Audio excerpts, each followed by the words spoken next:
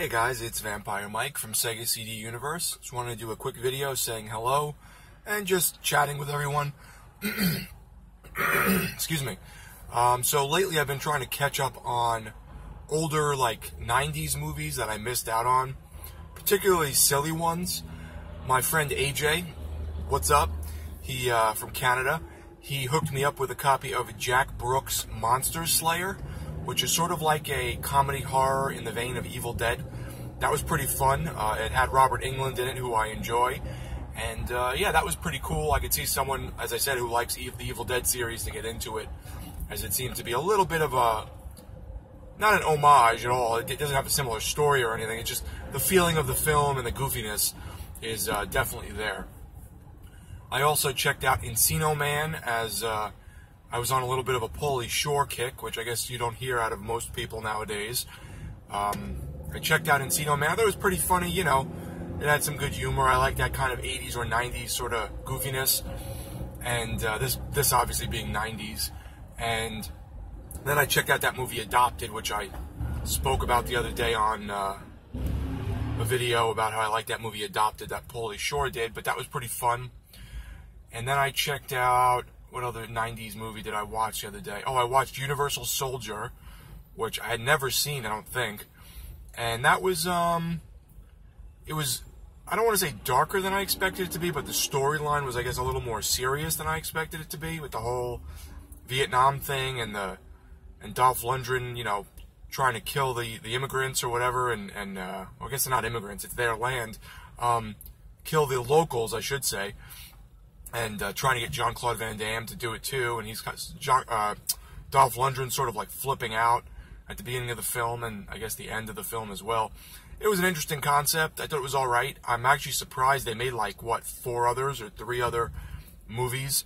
I know Goldberg was in a couple of them. So, yeah, it was an interesting concept to take these soldiers from the past and, like, you know, reanimate them or whatever, or bring them back as killing machines. So it was sort of interesting. And then finally, last night, I watched Basketball, which is, I think it's Trey Parker and Matt Stone, the guys who do the South Park series, and I just kind of checked that out because, as I said, I was on a 90s kick, but also, I don't know, I was just trying to go back out, like, check goofy movies out that I missed, and I just played Stick of Truth. I beat that, so I was like, oh, let me check out their movie, and it was alright. You know, it had some funny lines and some good humor, but for the most part, it was just extremely silly and, you know, whatever. So it was okay. Trying to think what else I've been up to. As I said, we're kind of raring up to close on this house, probably in a few weeks, and then we'll probably move in a few months once all the renovations are done. So that's a big thing, very positive. I've been playing Resident Evil Revelations 1. A while back, I picked up 1 for $7 and 2 for $7. I forget which one was which. I think Beth found one in the store, and the other one I picked up. Beth found one in Target for $6.99, and then I picked up one for $6 or $7.99 on Microsoft's website, physically. Their website usually has some pretty good deals that, you know, they don't mention, so I log in every so often and look around. And I was very disappointed because I picked up Resident Evil Revelations 2 for myself, but I also shipped a copy to my friend Eric in New Mexico, and we were both like off the other day. We had free time, so I said, oh, let's link up and play the co-op campaign. There is no co-op campaign. The campaign is single player with 2 people that you have to control both of them, or play co-op on the couch with a split screen. You can't play the game online co-op. You can only play a raid mode, which is sort of like horde mode, I think. But I was like very disappointed in that, so that sucked. And Resident Evil Revelations 1 obviously doesn't have a co-op either. It's just raid mode again that they added. So I'll probably play through Resident Evil Revelations 1, but I don't know if I'm going to play through 2. And then I'll probably end up trading them in or something. I don't know. They seem, so far, I played a demo of Revelations 2 a while ago. They had like 1 chapter for free. And then I've started Resident Evil Revelations 1. They just seem like very simplistic Resident Evil games, sort of like dumbed down versions. At least the first one does, but that's probably because It's a 3DS port. I really enjoyed 7. That was really good. I didn't think the story was the best, but I did like the game a lot. So, I guess I'm sort of used to that model now, and this feels a little more old-fashioned, but not as good as the old-fashioned ones, but not as good as the new ones either. So it's okay. It seems okay. It doesn't seem bad by any means, and I'm not trashing it. I contemplated picking up the Origins collection to finally, like, play through 1, because I've never played through 1. I've only seen people play through 1. So, I was going to get that, and my friend at GameStop sort of talked me out of it. He was like, it's kind of archaic, you know, you can only carry a certain amount of items and certain things, and then you have to go back and drop things and pick things up, and I was like, oh yeah, forgot about that. He's like, it's a lot of backtracking, like, he sort of talked me out of it, and I was like, oh, okay. So, I mean, if I see that collection one day for like $5 or $8, maybe I'll pick it up. I don't really want to spend like $15, $20 at GameStop on it. What are these people doing? Jesus Christ, the way they drive.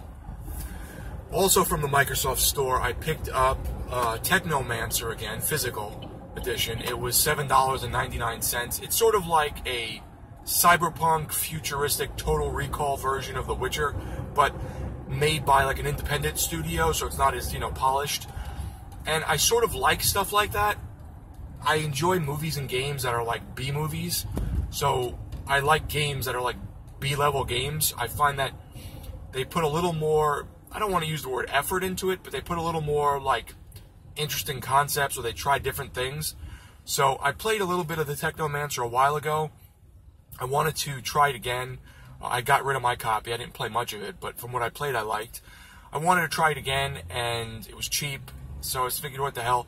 I had won a contest maybe a month or two ago for $25 in Microsoft points, and you can use it on the Microsoft website as well as digital stuff on the Xbox. So I'm not a big digital fan, so I just went on the website and, you know, bought that. And then they tell me the other day that the $25 I just won expires next month. I was like, okay, I guess they give you like a month or something, 2 months to use it. So it's like, all right, I guess I got to use it eventually anyway. I wasn't sure if Shenmue was going to get a pre-order on there soon, because that's going to only be $30, the Shenmue 1 and 2 HD collection. And then Dark Souls is on there already, but it's $40. So even though I won $25 in credit, I would have still had to pay $15. And for a remaster that I feel isn't the best remaster from what I've seen, I'd rather wait till it's like $20. I don't really want to spend $40 on it. They also had Homefront: The Revolution on there for $7.99, but I had picked that up a while ago from Redbox for $5, and that was pretty good. It was actually a lot better than I expected, but I ended up getting rid of it after a while, and it's not something I think I would necessarily pick up again to play. My buddy Chris over at Liberal Decay keeps mentioning Titanfall 2, and from what he showed off, he did like a little live stream. It looked pretty good. I liked the first one a lot online.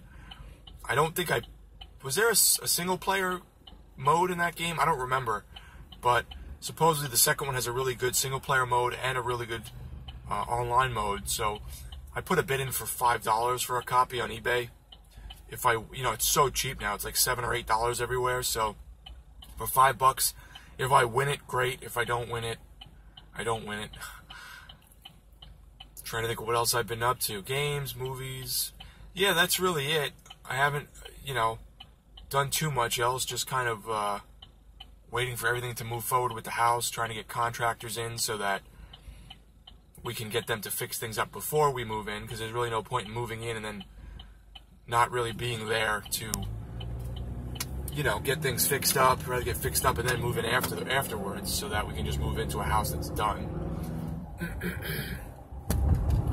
I'm looking forward to Kane Hodder's new movie, Death House, which looked pretty interesting, and I'm looking forward to Strangers Pray at Night. I also picked up for Beth for her birthday the other day a copy of Maze Runner: The Death Cure, and we watched that. That was pretty good. If you like that, movie series, those like books or the movie series, she's a big fan of those. But the funny part was it wouldn't work in my Blu-ray player, so I tried it in the Xbox and it worked, and I tried it in the other Blu-ray player I have in the other room and it worked. So it seems, I thought it was a manufacturing defect, so initially I contacted Fox because that's where I ordered it from. Excuse me. And they wanted to charge me to send it back. They were like, oh yeah, you have to pay shipping back, and we'll send you another one. And I'm thinking, like, I got the movie for a good deal because they had like a sale, but what am I gonna, like, now send it back and pay? It's just stupid. I was like, I'm gonna pay for shipping to send this thing back like another $4 or $5. So I was kind of annoyed, but I lucked out that it worked on the other, 2 Blu-ray players. And it's weird. I know some Blu-rays can be finicky and some Blu-ray players can be finicky. So I upgraded the Blu-ray player, updated it with the most recent firmware. That was no problem. It already had the most recent firmware. And then I threw in a flash drive and made sure that the BD Live was on, which is like a sort of like a thing that sometimes is on certain Blu-rays, where it downloads data off the internet and plays like live ads for you of new movies. So if you don't have that enabled, sometimes the Blu-ray doesn't know what to do and it sort of gets stuck. So I thought maybe it was that, because it just kept loading and loading and loading, and then it spit the disc out over and over. So it was weird that it worked on the other 2, but I know that, like I said, lots of Blu-rays and Blu-ray players can be very selective with what they play. So whatever. I was glad not to send it back. I didn't really want to send that thing back and waste money on sending something back that I thought was initially a manufacturing defect. So yeah, that's really the gist of it. Some game stuff, some movie stuff. Not much else really going on. So yeah, you'll see some videos in the next few months, the next couple months, that are queued up till we're on May 1st right now. That's not when the video is going up, but today's May 1st, and I think I have videos going out till the middle of June, roughly. So yeah, I'll keep queuing up some videos. Thanks, guys, for watching. It's Vampire Mike from Sega CD Universe. Be good.